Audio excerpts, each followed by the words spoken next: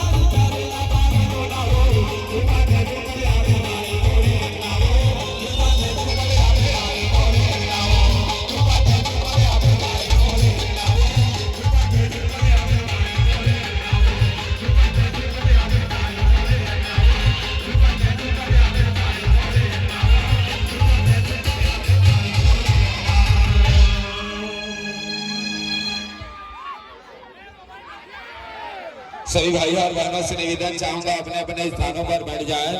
नमस्ते मंगलम मंगलम भगवान विष्णु मंगलम मंगलम गुरु ध्वजा मंगलम पुंडरीकाक्ष मंगलायतनो हरि चंद्र देवाय भूम देवाय मंगल देवाय बुद्ध देवाय बृहस्पति देवाय शुक्र देवाय शनि देवाय ओम सर्व मंगल शादी के श्री के गौरी नारायणी नमस्ते नमो नमः।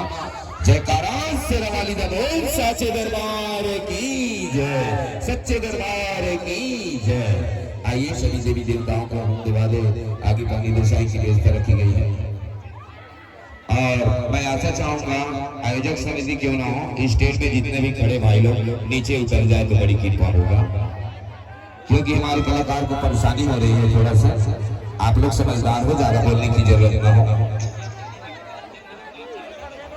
आशा चाहूंगा आप लोग